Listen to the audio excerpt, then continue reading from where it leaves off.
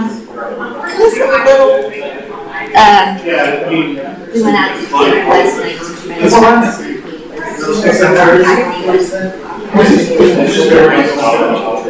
I mean, what I would say is that as a board,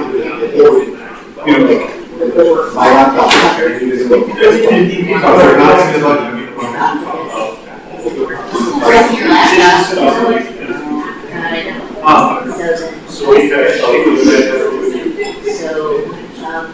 doing some therapy.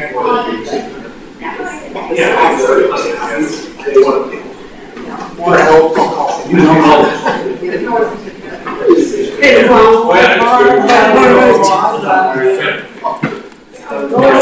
How are you? I know. That's kind of and then, you know, we've got a whole bunch of kids. As I left the house, I said to the 13-year-old, there are wet ties and that's the percentage. I won't talk on yours. I'm 13 years old. And That's what my daughter says. Hey, they're 13. Yours is 8 and 10 out on the street. I have a hard stop at 5:30 because I have a kid thing. Any chance you could push 8 and 10 to the front of the agenda? I love Jack. Let me try to write that down so I don't forget.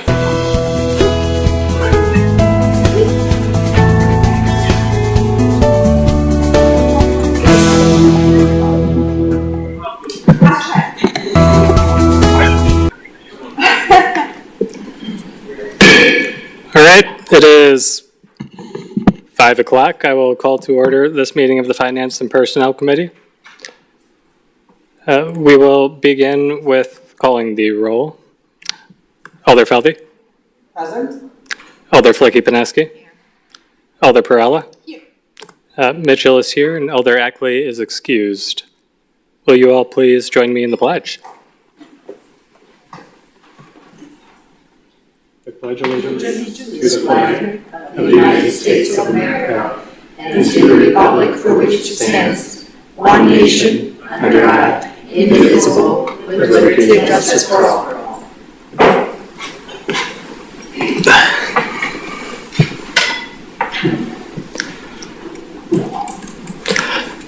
All right, then barring any objections from the committee, we'll skip over item number 4, which is introductions of members and staff, and move on to item number 5, which is the approval of the minutes from the June 26th meeting.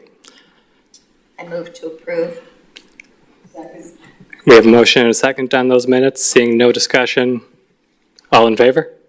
Aye. All opposed? Chair votes aye. The ayes have it and the motion passes. Minutes are approved.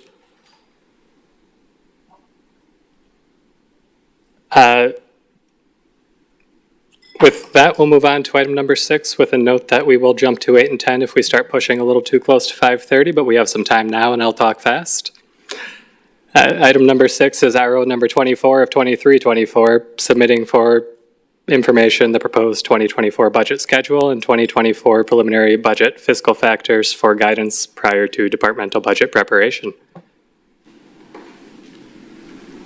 I do have a 2-slide PowerPoint, if we can get it up. I wanted just to point out some key dates in the budget schedule.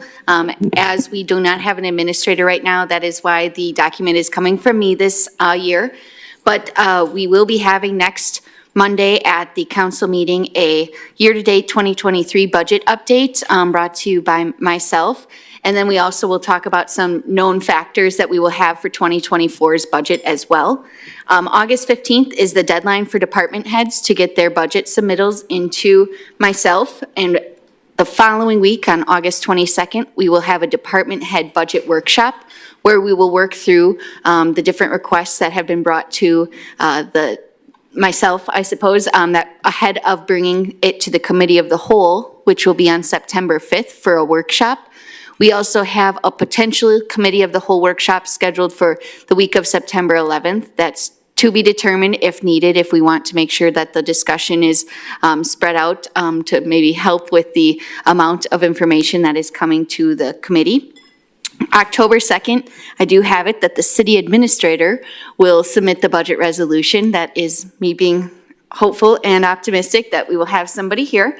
And then another October 16th potential committee of the whole meeting. That's if there's additional discussion that is needed ahead of the adoption, which would be on November 6th. So I wanted to point out the dates just to make sure that this committee is aware of all of the dates, but also to make sure that you are aware that the changes in the schedule that I proposed earlier this year have been incorporated into the 2024 budget preparation. Additionally, I just wanted to bring up a little bit about what direction was given to department heads this morning at our management meeting. We have three kind of sections to the budget this year. We have the operating budget, which the department heads are to incorporate known increases to supply and contracts for 2024. For example, the one that I keep using is that the audit is likely going to increase several $1,000s from one year to the next, so I would incorporate that change into finance's budget. The second portion of the budget that's prepared by department heads is what I'm calling the additional needs listing. These are items that are not included in the base budget, but are items that are deemed by the department heads essential to basic operations. They will not be going into the 2024 budget until it is vetted both by department heads, which a recommendation will then come forward to committee of the whole, and then committee of the whole will discuss those listings as well. Of course, it is all dependent on how much money that we are going to have in the 2024 budget, but we are looking at making sure that council is aware of the needs that the departments are coming up with. Lastly, the 2024 to 2028 capital improvement plan is incorporated in the current 2024 budget schedule. So that is the third piece that department heads need to gather and get for the August 15th deadline. The other piece of the resolution that I don't have anything on PowerPoint for is the budget parameters. I will say that those parameters, without a city administrator here, I did bring forward most of those budget parameters from previous cycles.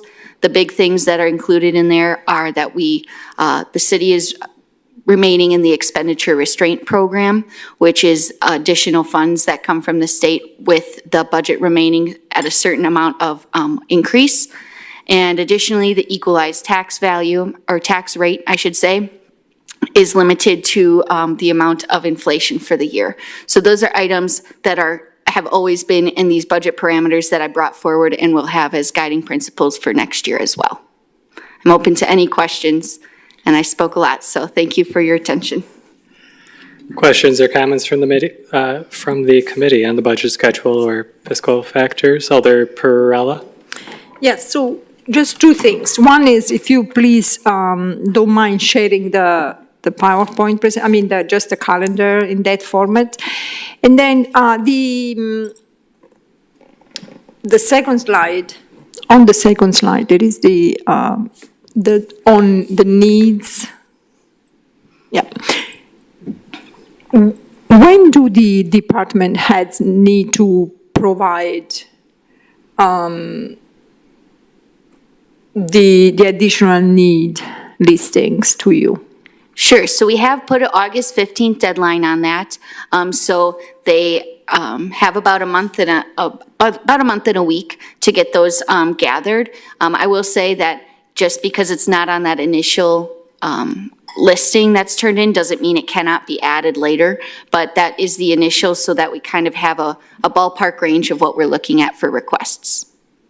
Can we then attend the first workshop with department heads? So I would have to figure out how many council people would be interested in doing so. But I was going to ask as many department heads that are available come to the committee of the whole workshop that would be on a normally scheduled night for council. So then we would have only one workshop with department heads and councilors? Potentially, but we do have an option for another one the following week as well. Okay, thank you. Alder Falvey? It got answered with Roz. Alder Flicky-Pineski? Thank you. I was hearing that there's 2024 to 2028 capital improvements plan. Will people on the Capital Improvements Commission see that while it's being proposed? So my understanding is that, well, it is in the full budget schedule. Let me bring that up real quick.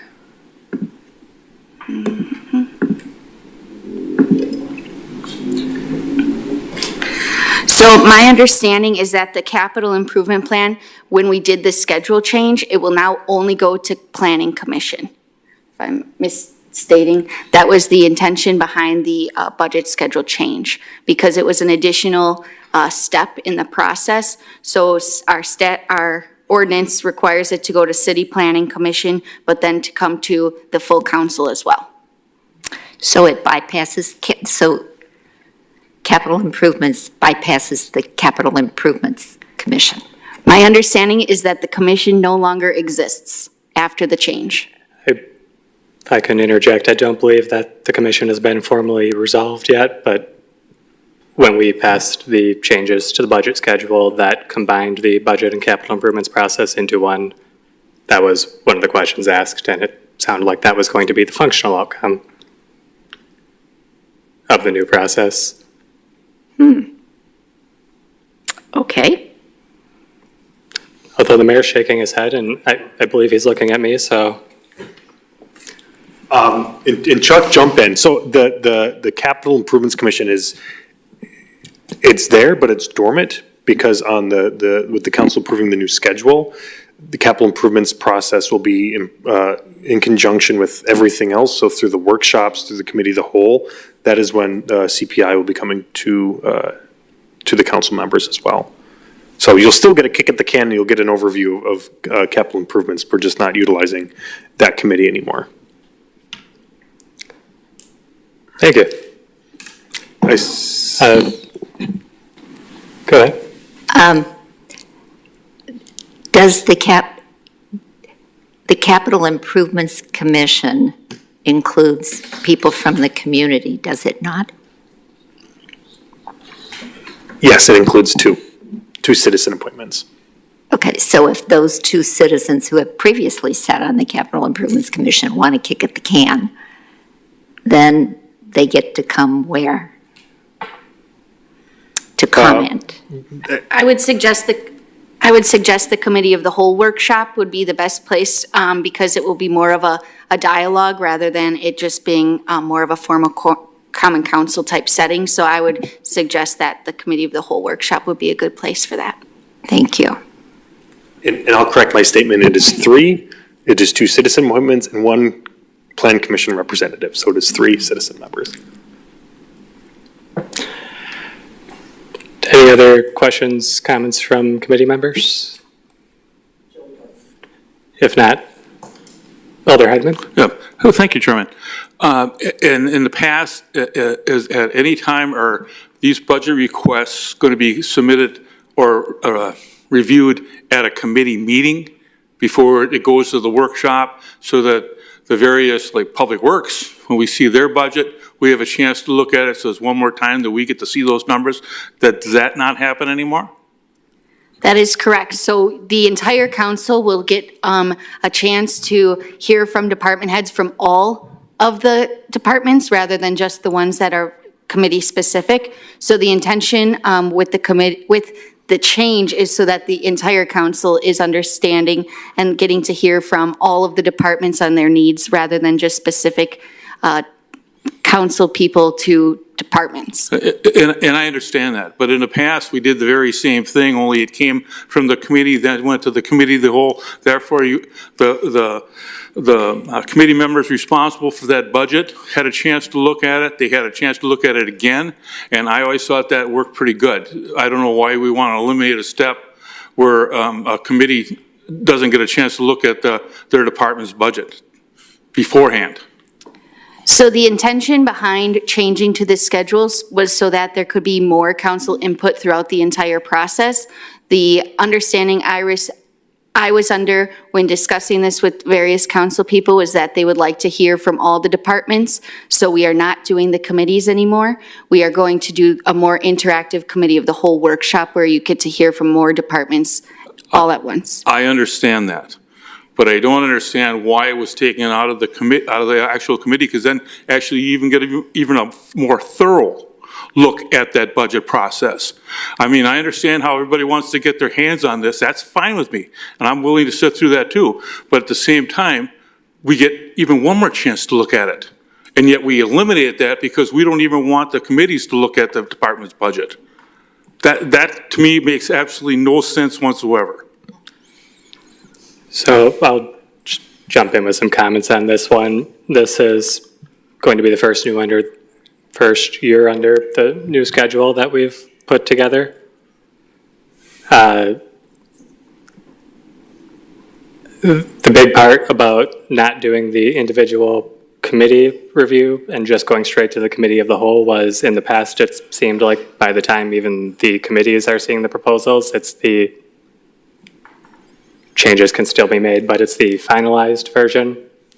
Whereas hopefully by having it a bit earlier in the process and having the entire council there, the council can have a more hands-on role before everything is one finalized proposal.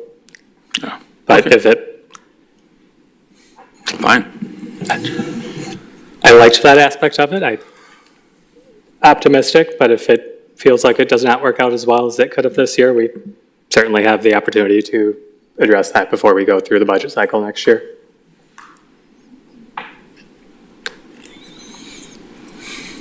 Alder Filipinski. Thank you. I actually thought about it would be good for the committees themselves to see the budgets. It doesn't preclude the committees from looking at the budget before they get here. And I had asked the same question last year, why didn't we have a stronger vetting? And from my perspective, if I'm sitting as a committee of the whole person, I will look to the people who are on the respective committees because their knowledge base should be bigger than my knowledge base since I don't sit on those committees. So I think it would, I'm with Trey, let's try it this year, and it would behoove the committee members themselves to know what's in the budget, pick up the phone and talk to the department head to see what the rationales are, because I will rely upon them. The other thing is, I did ask last year, and the response I got was, this way, the department heads only have to talk about their budget thoroughly once, and everybody hears the same story, which is probably a good thing. Thank you. Any other discussion on this one?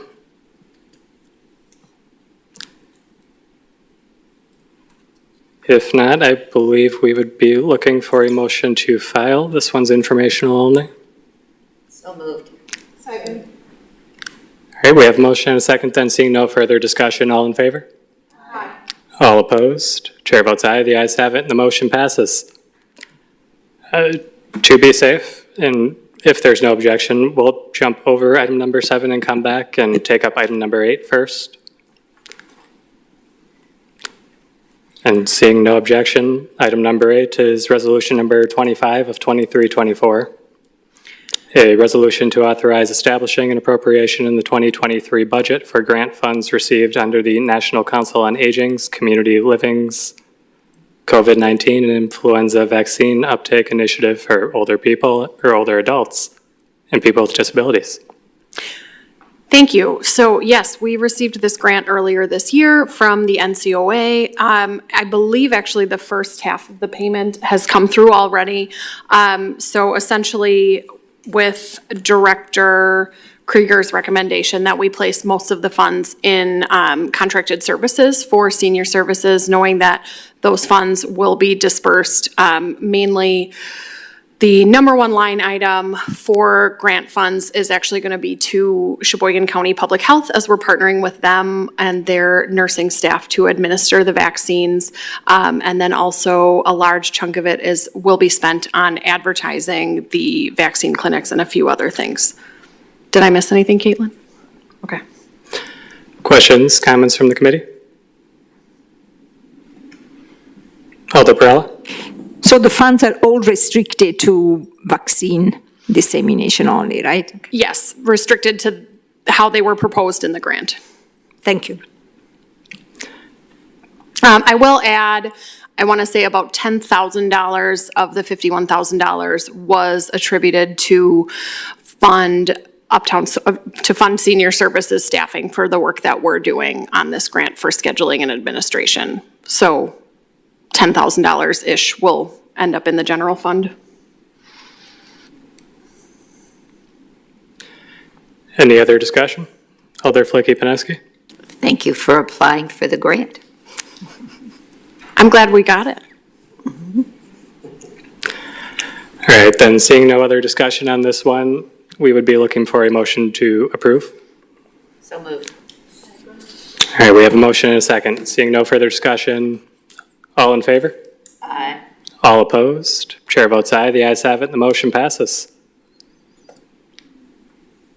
With that, we will do one more jump, barring objection, to item number 10, which, seeing no objection, is resolution number 28 of 23-24, a resolution authorizing an adjustment to the 2023 budget to fund higher than anticipated utility and janitorial costs at Uptown Social, at the new facility building and in city buildings at the former Uptown Social building. Can I just start by saying thank you to the city for being supportive of working parents as I have to get to my kids' baseball game. Thank you. So this, partnering with DPW and with Director Krieger, is recognizing that last year when we put together our 2024 budget, we really had no idea what to predict in terms of any of our contracted services, really. And so the request is to adequately fund the needs for utilities and janitorial supplies. And then contracted services like snow removal, pest control, that sort of thing. Also recognizing that the city is still paying the utility bills for the old Senior Activity Center building. Alder Flicky-Pineski? Thank you. Do you anticipate that you've got space that is not yet occupied. Do you anticipate that moving forward, the cost of the utilities, which is your first year in the building, so I appreciate that. Do you anticipate they'll go up? You know, that's a question I would defer to Mike Wilmus on, because just because in our gray spaces, we still have lights. You know, the gray gym space does not have its own heating system, but it's surrounded by heated areas. So I honestly, without consulting with Mike, I'm not sure if they would go up or would go down. Because I know we're on track to start construction of the gym at the end of this year, and I do believe we have to put 2 additional heating units on the roof for that 5,000 square foot area. Okay, thank you. And there's lighting in there already. Thank you. Any other discussion on this one? If not, just one question from me looking at the numbers in the resolution. So it's increasing Uptown Social's utilities by 20,000, Uptown Social's janitorial services by 1,500, and then more generic city buildings utilities by 12,000. Is that the difference in utility payments for Uptown Social's current building, the janitorial cost, and then the old building? That's correct. Correct. Perfect, thank you. Alder Feldy? I was just going to ask what was the cost of the added utilities and things that they had not yet. So you can't say no. brat fry? Actually, we are having one the first weekend of August. I saw that. Looking for volunteers. Yes. Pay attention. There will be a fantastic bake sale. Yeah. But, it is a bigger building than we had anticipated. I mean, and it's great because you're up to 1,300 participants now, and that helps too. But we have to watch the costs all around. So, yeah. Tell them to wear sweaters. I will say, no promises here. Obviously, the number one priority of the Friends of Uptown Social right now is getting the gym funded, because they're on the hook for that. But I will say the Friends have tossed around the idea of throwing some solar panels on the roof. So that's in their, 10-year, 5-year plan, something like that. Be cool. I think it's wonderful. You're up to 1,300 and you got to heat the building. You don't want people to start saying they're not joining again because it's too cold for them. Because it's too cold and too dark. Yeah. All right. I'll make the motion then to pass the resolution. Second. All right, we have a motion to approve and a second. Is there any further discussion? Seeing none, all in favor? Aye. All opposed? Chair votes aye. The ayes have it, and the motion passes. Thank you. Perfect. Thank you. Now we're going to test how good my memory is and jump back to what we skipped. Starting with item number 7, 7. resolution number 24 of 2324. A resolution authorizing the transfer of funds, the establishment of an escrow account with respect to and the defeasance of certain of the general obligation promissory notes dated July 2nd, 2018. Thank you. This item is due to the closing of TID 14. I have requested that we actually remove the debt from our books. This resolution in particular opens that escrow account that will hold those funds until those debt payments can be made. There will be a slight savings to the city by doing so, but it also will clear out our TID 14 fund, which is no longer needed. Questions or comments on this one? If not, and in an effort not to try to say defeasance too many more times, I'll ask for a motion to approve. All right, we have a motion and a second, then seeing no further discussion. All in favor? Aye. All opposed? Chair votes aye. The ayes have it. The motion passes. That brings us to item number 9, which is resolution number 26 of 2324, a resolution authorizing the appropriate city officials to execute an engagement letter with Quarles and Brady LLP to serve as bond counsel regarding proposed defeasance of portion of Sheboygan General Obligation Promissory Notes dated July 2nd, 2018. Now I am done. This item is directly related to the resolution that you just heard. This is just authorizing a contract with or engagement with Quarles and Brady. So we have the escrow account that can be set up, and they will help us finish that process. Alder Flicky-Pineski. Thank you. Good plan all around for the defeasance and the escrow account and the bond counsel. Thank you. Thank you. Do we have any other discussion on this one? If not, we would be looking for a motion to approve. We have a motion and a second, then seeing no further discussion. All in favor? Aye. All opposed? Chair votes aye. The ayes have it. The motion passes. This brings us to item number 11 and back to chronological order after this. Item number 11 is resolution number 29 of 2324, a resolution authorizing an adjustment to the 2023 budget to fund legal costs in the Human Resources Department. Thank you. So back when the investigation for Administrator Wolf was commenced, the council approved the funding of legal expenses for that investigation. That is included in this, as well as the fire department had a grievance that was filed. That's also included in this amount. Just so you know, Director Krieger and I and Attorney Adams have all talked about kind of why the funds weren't originally put there. The first reason is because we didn't know what the expenses were going to be for this year.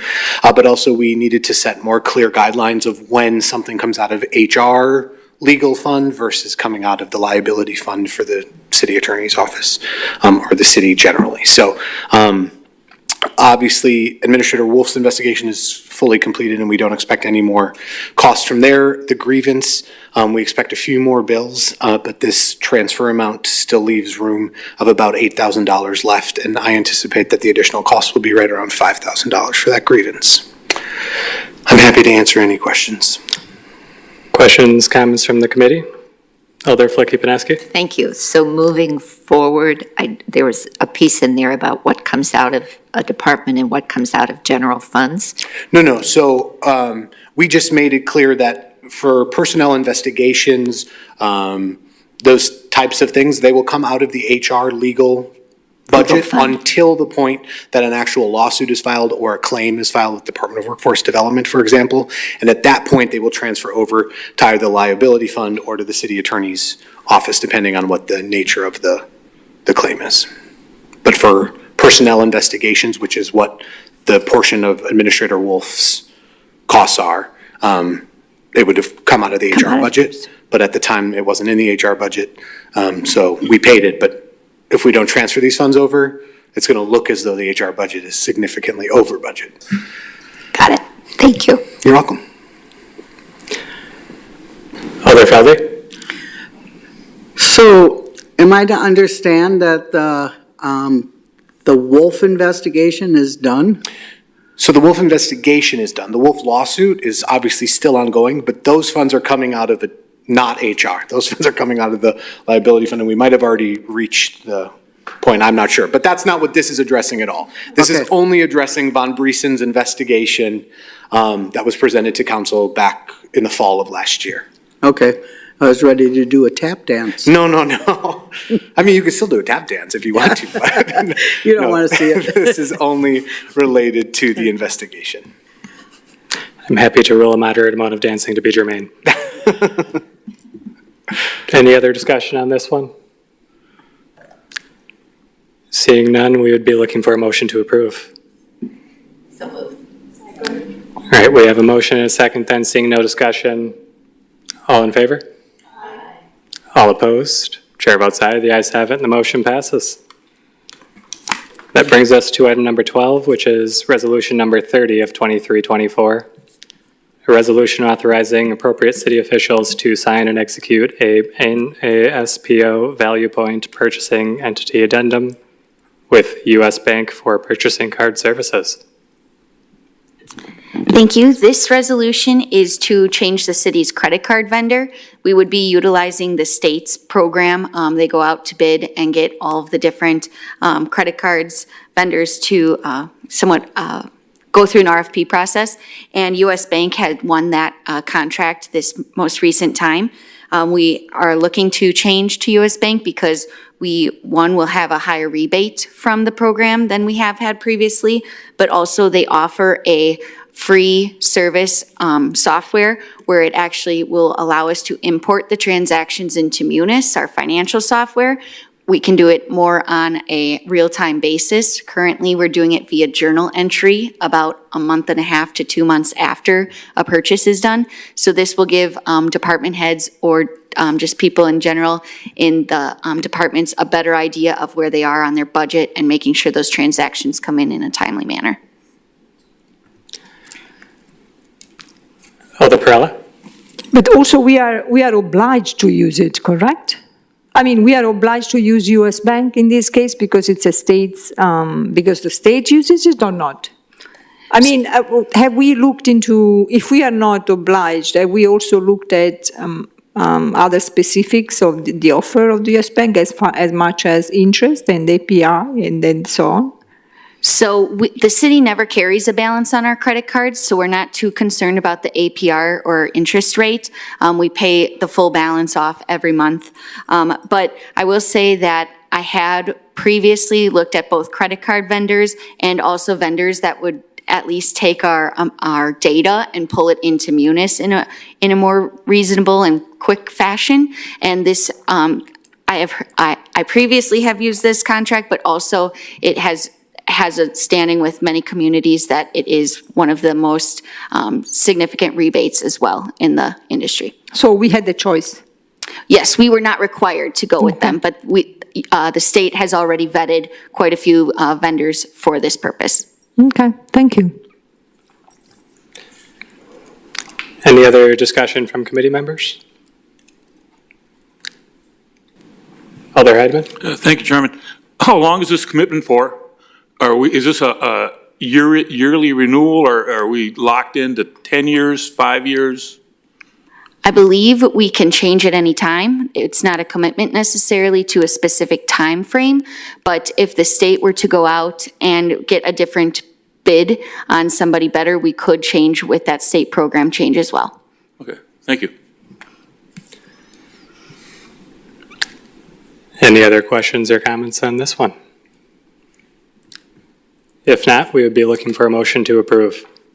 All right, we have a motion and a second, then seeing no further discussion, all in favor? Aye. All opposed? Chair votes aye, the ayes have it, and the motion passes. And that brings us to item number 13, which is resolution number 31 of 2324. A resolution authorizing the appropriate city officials to enter into a contract with Telview Corporation to upgrade the digital broadcast equipment used by WSCS Sheboygan Community Station to record and televise public meetings. Okay, thank you. So this was a capital improvement project for this year. We originally had $40,000 in capital. We're looking at asking for increasing that to $43,420. But included in that $43,420 is the purchase of 4,000 closed caption hours for the television station, something we've been looking at for a couple of years. So that's primarily why I believe those 4,000 hours were around $7,000 in the capital part. The other is looking at funding operational expense for contracted services. With us entering into this contract with Telview, we're going to save around 30% in maintenance cost. So for the 5 years of maintenance, it's going to be $13,250, just to put that in perspective. This year, for maintenance of the old equipment, we're paying $4,860. So a fairly significant maintenance savings by also entering into this contract.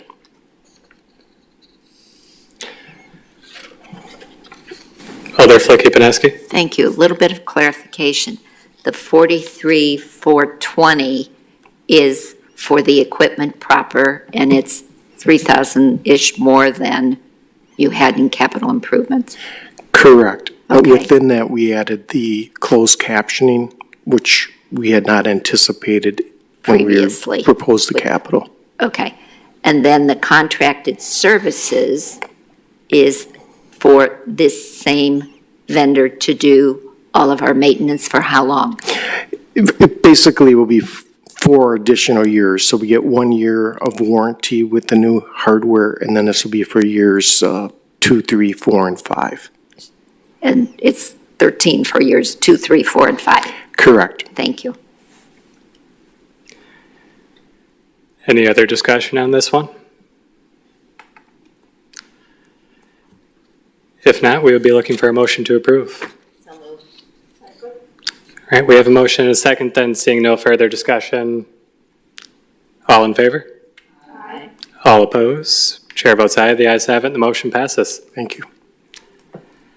Next up, we have general ordinance number, we'll back up. Next up, we have item number 14, which is general ordinance number 10 of 2324. An ordinance amending section 2840 so as to authorize the finance director/treasurer to establish petty cash funds in various departments and to set limits for such funds. Thank you. This ordinance change is being brought forward because I believe since I've started here, there have been 4 different requests for petty cash changes. Actually, most departments giving it back. And so I am asking for this change just to make it a little easier on both myself and departments. If there was a significant need for a change in the opposite direction, let's say they need $50 or $100 more, that the finance director or treasurer, whomever is in that position at the time, can use their discretion to allow a change in petty cash. Alder Flicky-Paneski? Thank you. At what dollar amount does petty cash cease to be petty cash?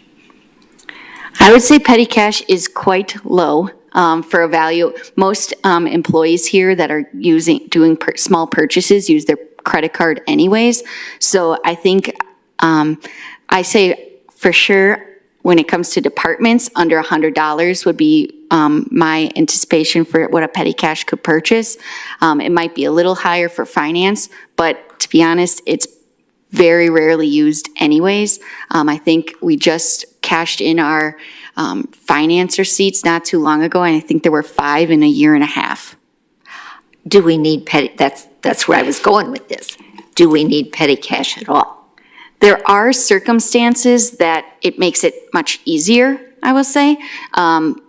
I don't necessarily think it's always needed, but this gives us the flexibility to at least allow for that. My concern is giving a department head the authority for another department head to spend money.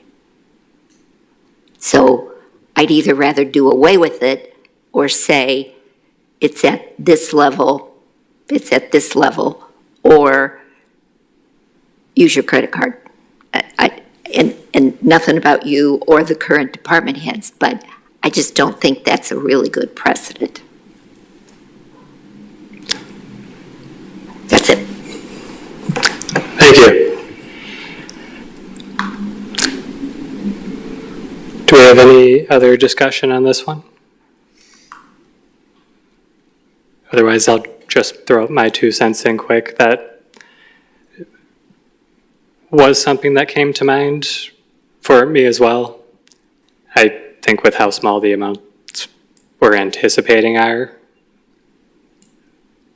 I really wouldn't have quite as much concern, that and the fact that just putting hard dollar figures into an actual ordinance is not really a way to write an ordinance to last for very long, which my understanding is that is the point of going with an ordinance. I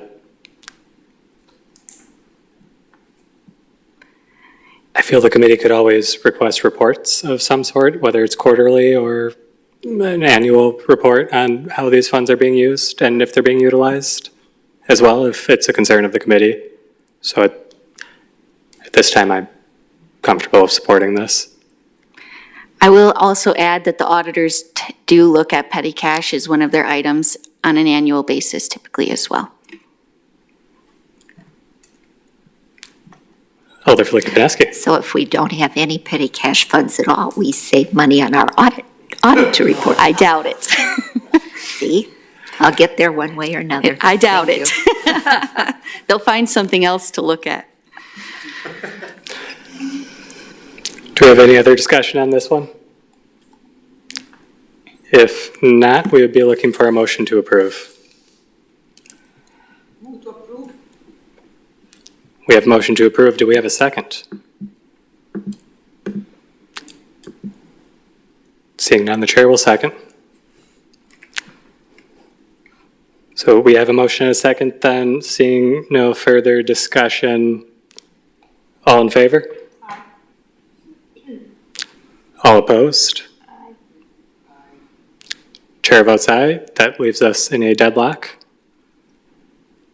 Am I allowed to make a suggestion? Well, it gets referred to council without an endorsement from the committee, correct? Well, so when it's a tie defeats it, but you can then refer it to committee, you can choose to vote to refer it to council without an endorsement. And this is permissible after the tie has just occurred. So if I were to ask if there would be such a motion to refer this to council with no recommendation from the committee,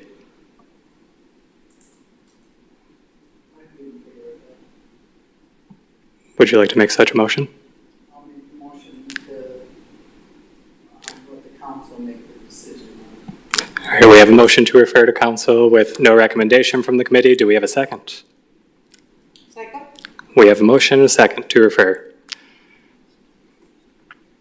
Seeing no discussion on deferral, all in favor? Aye. All opposed? Chair votes aye. The ayes have it and the motion passes. This one will be referred to the Common Council with no recommendation. I apologize. I believe I said defer at some point in there. So, Mr. Chairman, if I may just interject quick. So in the meantime, I'm just going to go on the record, this is a little concerning. This is establishing parameters for it, for the finance director regarding this document. So in the meantime, for those that have dissented, I'm looking at Alder Feldy and Alder Flicky-Pineski, please have conversations about your objection with the finance department so that we can set a good standard and so that we can have a good document before it comes to council. So those are just my comments. Thank you. Thank you. All right. With that, we are on to item number 15, which is a reminder that our next regularly scheduled meeting date will be July 24th. And we have exhausted our agenda. As such, we will be looking for a motion to adjourn. So moved. All right, we have a motion and a second for adjournment. There is no discussion on adjournment. All in favor? Aye. All opposed? Chair votes aye. The ayes have it and the motion passes. We are adjourned. Thank you.